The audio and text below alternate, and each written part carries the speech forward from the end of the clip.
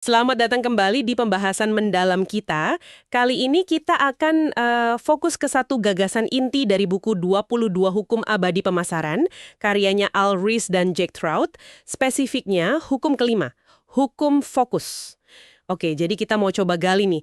Kenapa sih menurut mereka itu punya satu kata saja di benak konsumen itu jadi strategi pemasaran yang paling kuat gitu? Pernah kepikiran nggak Anda kalau butuh kirim barang super cepat, merek apa coba yang langsung nongol di kepala? Atau mobil yang paling aman? Kenapa ya bisa gitu? Betul. Dan buku ini emang negesin dia. Hukum-hukum ini tuh bukan sekedar saran loh. Kalau dilanggar risikonya ya kesulitan. Mau dananya segede apapun, kadang nggak ngaruh.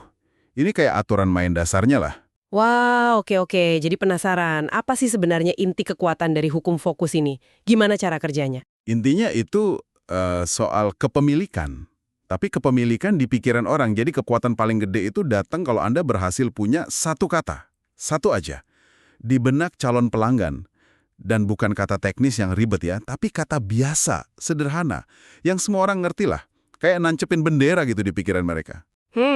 Tapi kalau fokus ke satu kata, bukannya itu artinya kita kayak mengabaikan potensi lain ya? Kayak gambling gitu kedengerannya? Nah, itu dia. Itu justru pengorbanan terbesar dalam pemasaran. Gitu kata mereka. Mempersempit fokus. Sengaja. Biar bisa membakar satu kata itu ke kesadaran pasar. Anda nggak bisa jadi segalanya buat semua orang kan? Ries dan Trott bilang, justru kekuatannya datang dari penyempitan ini. Contohnya emang kuat sih ya, Federal Express, misalnya FedEx.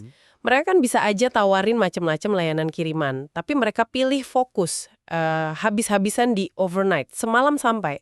Yang lain dikorbanin demi kata itu. Dan berhasil kan? Sama kayak Volvo. Mereka korbanin citra sporty atau mungkin murah demi pegang teguh kata safety, keamanan, atau crash deh, pasta gigi. Bertahun-tahun itu identik sama cavities, gigi berlubang. Bahkan Domino's dulu banget kan fokusnya home delivery, pesan antar. Itu kunci mereka. Jadi satu kata itu kayak jangkar ya, jangkar persepsi gitu. Benar. Dan ini bisa memicu yang namanya halo effect. Efek halo.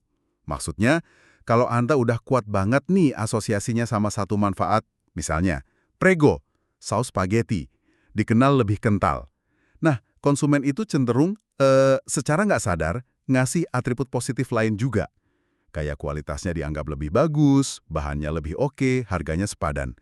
Cuma gara-gara satu jangkar kuat itu tadi. Tapi ada syaratnya kan ya, katanya kata itu harus tersedia. Maksudnya gimana tuh? Nah, ini krusial banget. Penting sekali.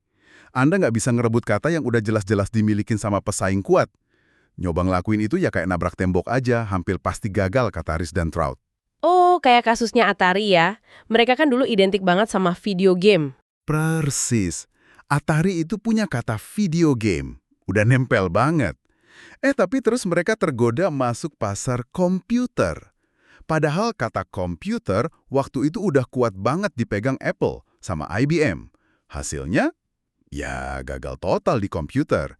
Dan yang lebih ironis, kata video game yang kayaknya mereka tinggalin itu malah diambil alih sama Nintendo. Nintendo fokus banget di situ. Kehilangan fokus bisa fatal akibatnya. Ini juga menjelasin kenapa kalau fokusnya ke konsep umum kayak kualitas gitu sering nggak nendang ya. Dulu kan banyak merek mobil Amerika, GM, Ford, Chrysler, semua bilang kualitas, kualitas.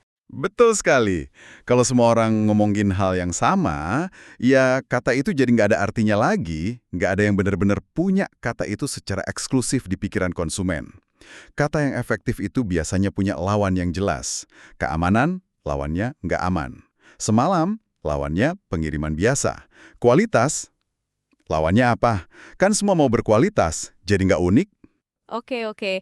Jadi kalau kita tarik benang merahnya nih, Esensi pemasaran, menurut hukum ini ya, intinya soal penyempitan. Fokus. Jadi lebih kuat justru dengan ngurangin cakupan. Nggak bisa jadi signifikan kalau nyoba ngeraih semuanya. Fokus itu pengorbanan, dan pengorbanan itu, yaitu kunci kekuatannya. lalu apa artinya ini buat Anda yang lagi menyimak? Intinya sih, kekuatan mendasar dalam pemasaran, kalau kita ikutin Ries dan Trout, adalah punya satu kata simpel di benak target Anda. Dan itu dicapai lewat fokus yang tajam, plus berani bilang enggak untuk banyak hal lain. Coba Anda refleksi sebentar. Di kerjaan Anda, atau bisnis, atau mungkin personal branding Anda sendiri, ada nggak satu kata yang Anda pengen miliki? Kata apa yang paling pas mewakili nilai unik Anda? Yang kalau orang dengar kata itu, langsung keinget Anda, atau apa yang Anda tawarkan? Itu pertanyaannya. Nah, sebagai pemikiran penutup nih ya, coba deh perhatiin, merek-merek yang udah sukses terus mulai goyah fokusnya. Mulai nyoba kemana-mana, pengen jadi segalanya buat semua orang. Kayak contoh BMW tadi, yang dulu fokus banget di driving pleasure, terus nyoba nantang Mercedes di segmen sedan besar yang bukan inti dia.